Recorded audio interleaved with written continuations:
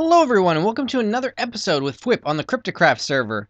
It turns out that, much sooner than you think, I need this Bealizer, because I need to make sure that this Marshy Princess, yes, is beautiful. And you are beautiful, but the problem, of course, with the Marshy branch is that they like mushrooms.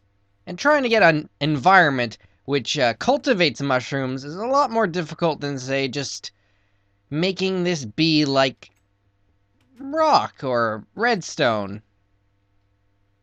In fact, rock's probably a lot easier than redstone. Redstone means redstone torches. That's a bit silly. There we go. Now the next thing I need to combine this particular bee with, I don't think I've ever gotten the resinous bee. Right? Let's check our little our list. Is there resinous on this list? There's resilient. No. No, it would have been primeval, I think. Right? Yeah, that one that we've never gotten yet. Right here. Discovered species. That's what we're going for, I think. Right? Fossilized, prehistoric, yeah. Yeah, we need primeval. So, the next question I'm going to ask myself is, do we actually have primeval in the indexer? Now, this indexer is filled with practically every bee I have ever used in the history of ever. And it was only halfway through my bee career, probably. Okay, maybe 2/4? No, wait, that's still a half. Okay, math fail there for a minute. No, the point is, it was probably only like a third of the way through that I realized it was a lot better to try to get the bee species serums from all the bees. There we go, primeval. So, oh, this is actually a perfectly primeval drone. Is it primeval I'm looking for, or is it prehistoric? Because I got some prehistoric drones here, too. I'm gonna go with primeval. That must be the answer. I mean, I can't see it being the other way around, right? I can't be a few letters off. No, scientists aren't wrong like me. Anyway, once this marshy bee starts hating flowers and liking rock, we're going to combine it in my super alveary, as one is wont to do, and this should give us the resinous bee, which will be halfway to a bee that I am definitely going to need. Let's just leave it in there for now.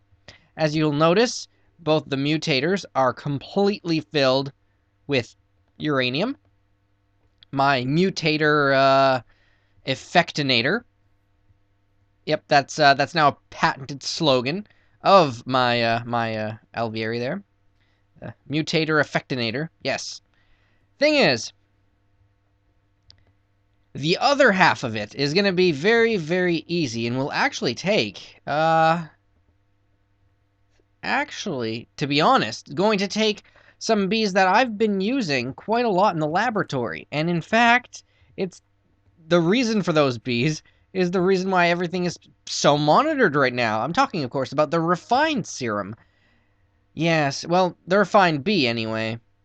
The one producing all my oil. Now, I am going to edit it a bit. It won't be able to produce biofuel anymore, unfortunately, from my my research. Which one will it be? I don't know. There's quite a lot of choices. Most of these alveary bees, as you can tell, are actually valuable bees because it takes hours for them. Hello, little guy. Yeah. Remember when people started mentioning there were bees on the floor? Well, this chest goes directly to the bee thing and the recycler, so I can just chuck my garbage in here as well as any bees. The bees get sent to the gene pool, and the garbage gets sent right to the recycler. But the thing is, every time I put a wood golem here, he disappears. I don't know what it is. He's got his own little walkway to go from floor 1 to floor 2, because of course this is 2 floors right here of alvearies. So I don't really know why the wood golem keeps disappearing, especially since I put that iron golem right there to make sure that it wasn't like some sort of mob killing him over and over again. So after all that, I still have no idea why he was dying, unfortunately. But, oh yeah, and over here I got a wrath lamp lighting up the expanded area. But this is not done yet, no. Once I have a good need for more bees, I've got the alveary blocks to be able to continue this, into that area. But, I'll have to figure out if my oil process drop significantly once I convert these ones into creating what is known as the latex comb. What is the latex comb, you're probably asking yourselves? Well, that's good because I haven't created any yet. And the inoculation process is quite a process indeed, isn't it? But, you know, lots of power requirements and time, but that's fine. I mean, I don't mind at all. And you really shouldn't either, because, time is like the biggest thing ever. Come on, bee. A little bit longer. Yes, the latex comb is basically my answer to a rubber farm. Instead of going the forestry route, I thought, you know what, I got bees. Let's just make bees that make resin. Or oil, or rubber, I mean. There we go, marshy princess that likes rocks. Now, you probably, unfortunately, still hate the nighttime, so there is that. But in the meantime, because I really hate marshy princesses that like mushrooms, that gave me the most trouble, both here on CryptoCraft and in Single Quest 2. Huh. What do you know? This bee actually likes the nighttime. I have no idea why. I think you're a silly bee. Oh, I also made my Bane of Wisps a charging lightning wand because wisps are very difficult to target. And you know what the lightning rod does? Well, not that lightning rod. That does something else. This wand of lightning actually enables me to not bother with aiming at all. Unfortunately, I think even with Potency 3, it doesn't exactly have the range to hit that sucker from this distance. Let's go out on the mini dock. No. No, very sad. That's really too bad. What is this, by the way? Oh, this is just a little extra port to head into the labs. Yup. I really love being underwater. I might just replace all this glass with warded glass once my flux goes down and I can continue to create vast quantities of thaumium without any regard for the natural environment. Because honestly, making tons and tons of thaumium is what brought back the wisps, to be honest. You know, it's not the fact that my portal goes to a land that's absolutely horrible of wisps and they, you know, have gotten that idea over here. No, it's obviously terrible experiments that's doing that. Speaking of terrible experiments, there's another thing that I want to work on right now. And that is quite simply, we are going to test out a new type of spawner. Now, I've already realized... No, wait, that's a terrible idea, now that I come to think of it. Because what I made off screen is a tier 5 witch shard. It's gotta go somewhere. But I need to think of the best way to kill off a witch, because the thing with the witch that makes it unique, not only does it have more health than any mob, but it also regenerates its health. So, I don't know if this quicksand type trap will be quite the thing for it. Now, this here was a prototype that never worked. I put the wisp spawner in here, and then I filled these little 3 areas with portal gun turrets to hopefully make a spawner that way, but not only were the portal gun turrets ineffective, but the wisps would fight back instantly, killing the turrets. So turrets are not a good way to make a spawner when the mobs can fight back. I don't know if turrets can actually take potion effects, though, but I'm sure it'd be quite ineffective, considering how much health the witch has. I mean, you gotta have some respect for the witch. I mean, she's powerful. I'm not kidding, man. You watch yourself with this thing. In fact, I should go off screen and build some more of these wireless redstone devices for when I'm ready to use that tier 5 spawner. I'll get back to you on that one, guys, but it's in the works. Along, hopefully, with this. Where is it? Yeah, this one. Angry zombie spawner. I mean, it's basically a zombie spawner with brains added. You know, added brains. What's wrong with that? Nothing, I tell you. Nothing at all. Alrighty then. Phase 2 of the plan. Build alvearies. Okay, you know what? I'll do that. I'll, at the very least, start planning out the room. Just like I did in the other episode. Because, you know what? Rubber production is basically my top priority right now. Alright, every 1 alveary needs 27 blocks, right? So,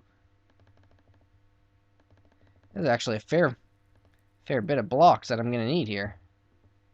Did I just split that up and then have no purpose for doing so? I think I did.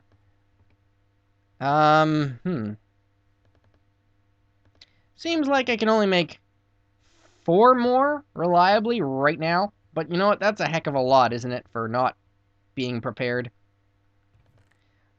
Yeah, 19 more over here. Until I add in some more royal jelly, of course. And I've just got stacks and stacks of it left over, so I'm just basically using the resources that I got.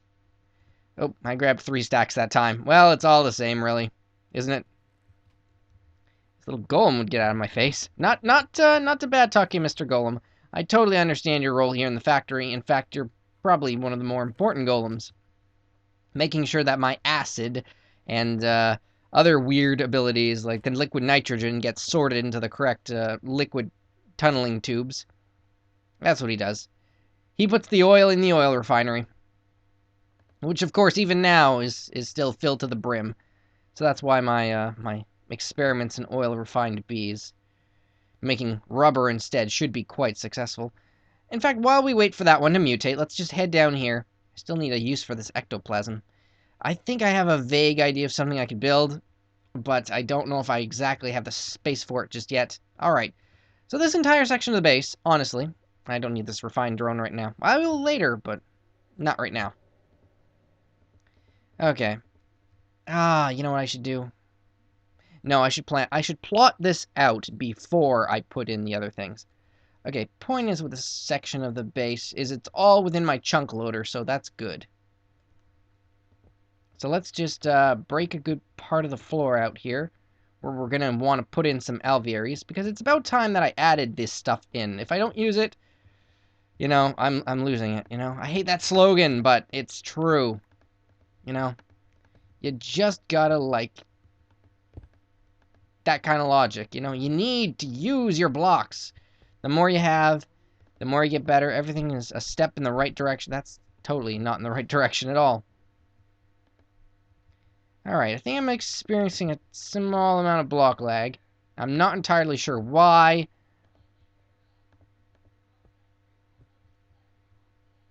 Alright.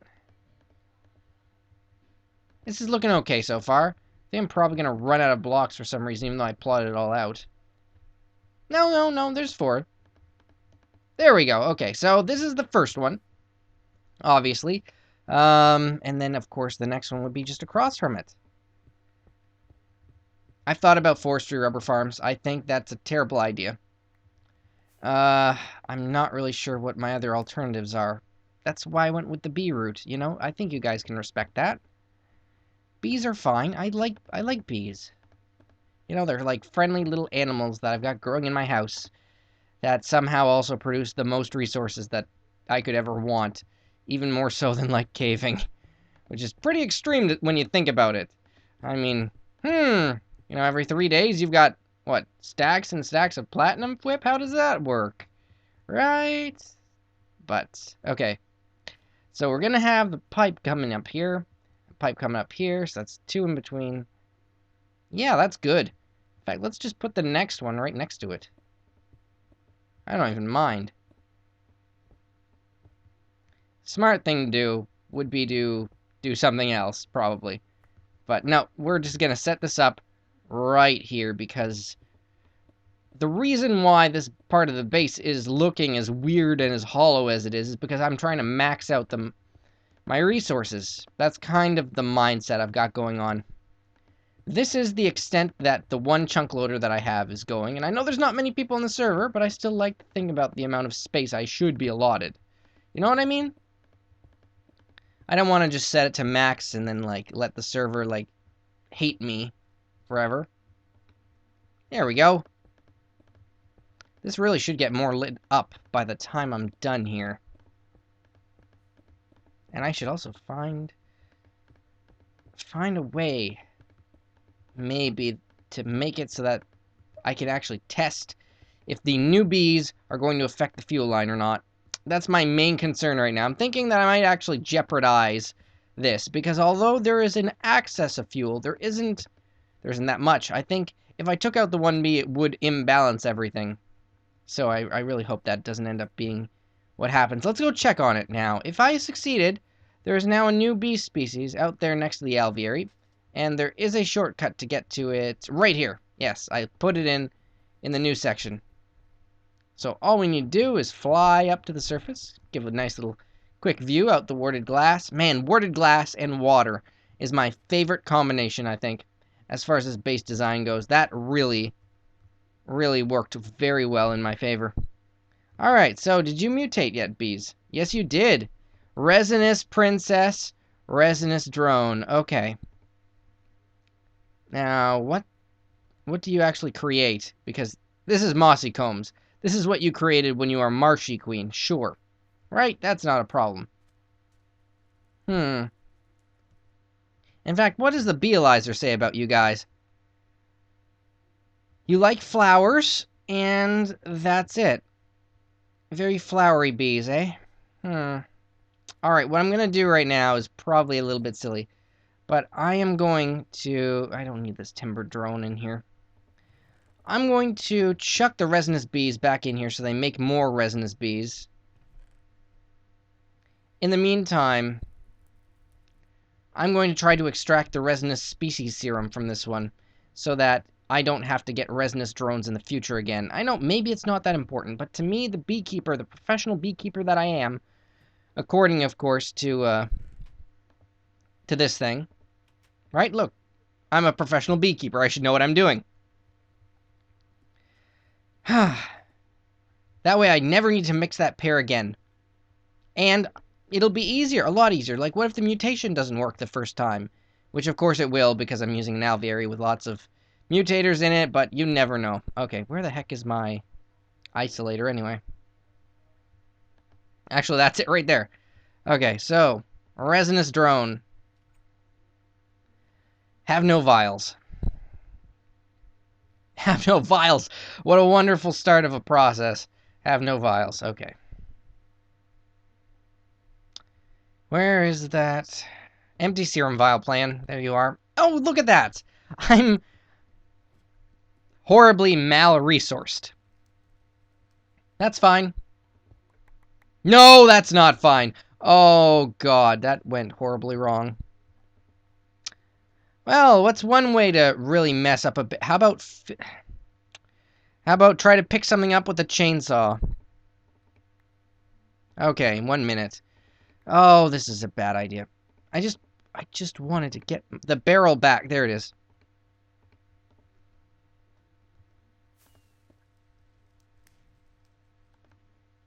Let's fill it again with the 22 stacks. Grab all my items back. Wow, that was terrible. Oh, wow. You can't fake stuff like this, guys. Fwipp is the real deal, you know? Oh, my God. Goes to pick up royal jelly. Tears house apart with chainsaw. Scumbag Fwipp. Alright, let's stop talking about horrible things that I shouldn't actually be thinking about. And go make some vials already. There we go. That dirt might actually have come in handy, but not anymore. Now it's scrapped. And, hey, you know what? If there's one nice thing about that weird process of I'm now out of gold. Oh, rats. I really should have used those chipsets before. I had no idea that this update was coming that made them useless. That really makes me sad. Let's just take half of it. I don't, you know... Gold, oh. Just air, there we go. Gold is now a scarce resource that I really only get now from centrifuging all of my glowstone dust. And I still don't have it in my inventory. Thank you, game. It's alright. If there's any lag here at my base, technically, I mean, I'm the only one out here, right? It would be me. It would definitely be me to blame. So, let's assume that's not me. That only made 6 vials. Well... Wow, these vials are a lot more expensive than I remember them being, but I suppose that's because I never really was short on gold before. Alright, so. Isolator. Go! Let's, you know, hope that I get lucky, because if this thing dies, I might just got nothing. It's been a while since I actually on-screened, like, my bee exploration. Once you get all the machines running at peak efficiency and tons of bees and the vials to keep up with them, well, it's a pretty regular process. Like, default territory. Useless to me, right? Don't need it. Chuck it in the furnace. Here's the furnace. Oh, and there were vials in there to start with. Well, it's not like I don't need them ever, so please give me a species serum. No, it didn't, as I expected.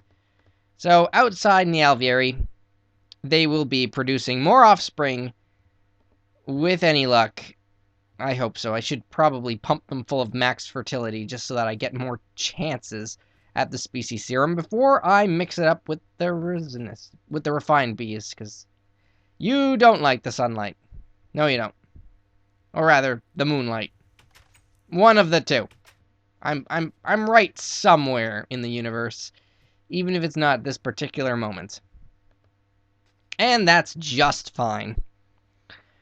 It is a little tedious, but you know what? In the end, this is gonna work. So let's just fast forward to when it does work, because I went off some screen some things. Like working on that spawner. What the heck am I gonna do there? Maybe I'll figure it out by then. So I'll be right back, everybody.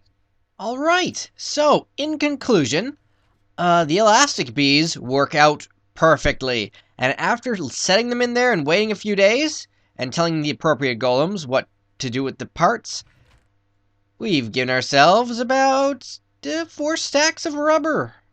And I don't think this is getting clogged with anything, right? No. No, it's perfectly clean centrifuges. Now there's multiple other ways I could have made a rubber farm, like going through the forestry route, or even the Steve's carts, I think. Being able to grow rubber trees shouldn't be that difficult to manage. But this option of simply putting these elastic bees in these different hives, as you can see, both gives me oil and the rubber. Now, the problem, I suppose, is of course that means I have more oil than I know how to deal with again.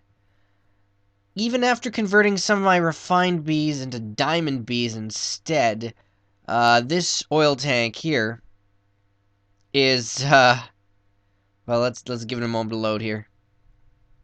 Right? Let's give me a moment. There we go. Well, I suppose this isn't so bad. I mean, I honestly expected a little bit worse than 3 stacks every so days.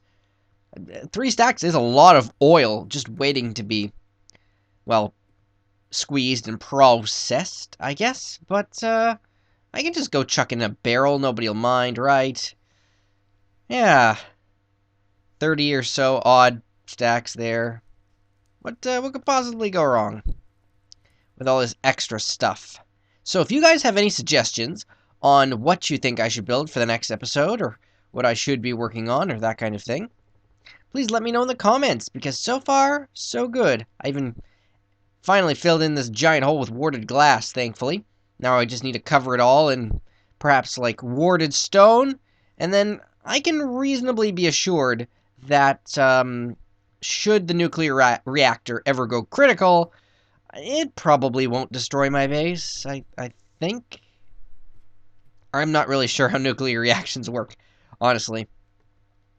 But trying to figure out what to do for the nuclear reactor is a very, very good question.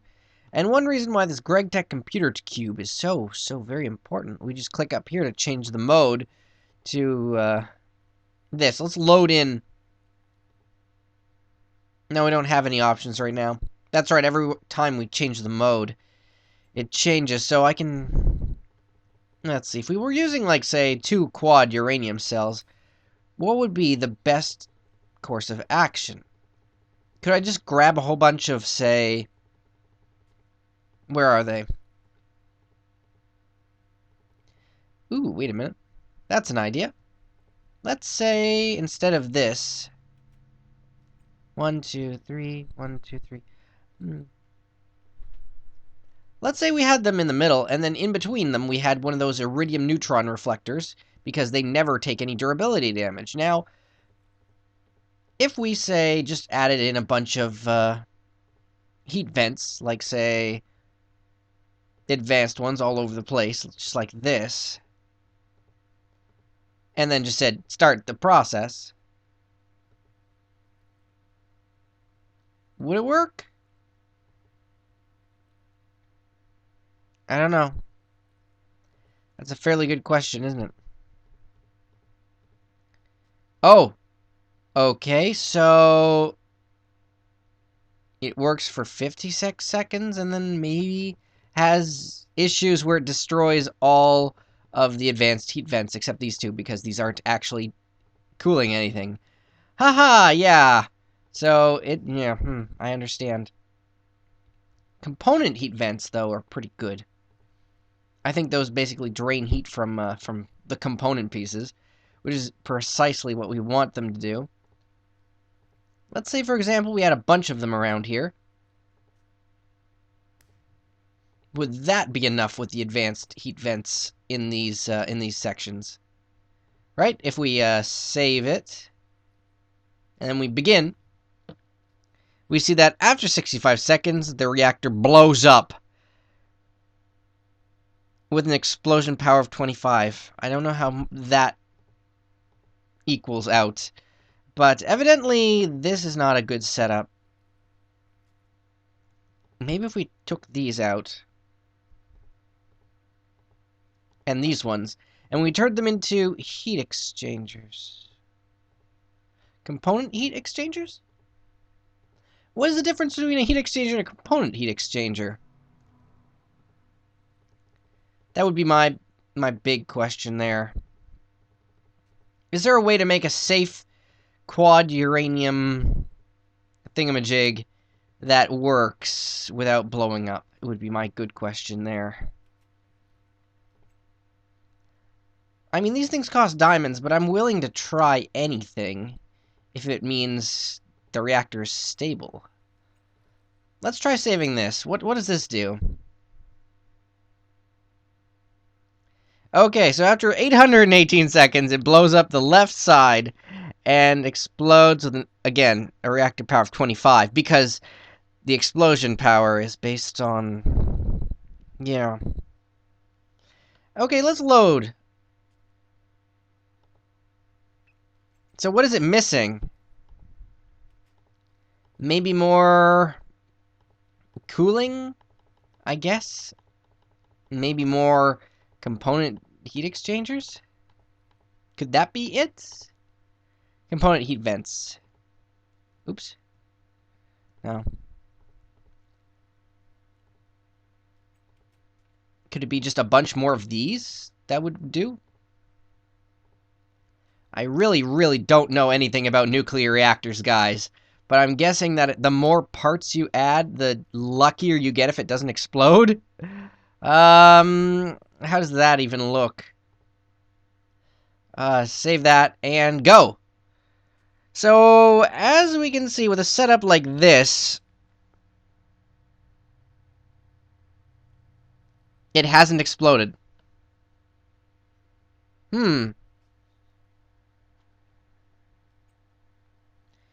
It's producing 160 EU per tick, and it went until those things blew up. Interesting. Let's load it up again. Now, what component pieces am I using that are maybe too much? Like, say, my reactor probably isn't this big, so let's remove these ones on the sides and see if that does anything. Oh boy, did it ever. Stop the process. Those were extremely important. Let's say if we remove two from the sides, and the ones on... maybe not the ones on the bottom. And we started it. Well, we can see the heat exchangers are actually balancing the power out a bit. Yeah, no, nothing. Load that up again, please.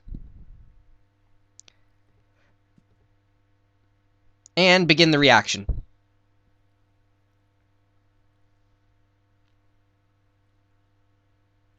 Look how good this is. I mean, we're talking...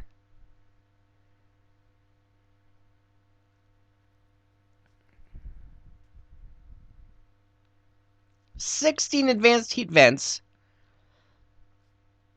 and 6 component heat exchangers, and like a ton of these component heat vents, but this technically looks like it might actually work for a reactor setup, right? Quad uranium and etc. I'm gonna have to really think about how this GregTech computer cube works, because, I mean, simulations are one thing, but a 25 block radius explosion would kind of get outside of the 20 blocks I set between me and that reactor down there. And I don't like the idea of accidental explosions. 160 EU per tick wouldn't be that much to sneeze at, though, when you think about it.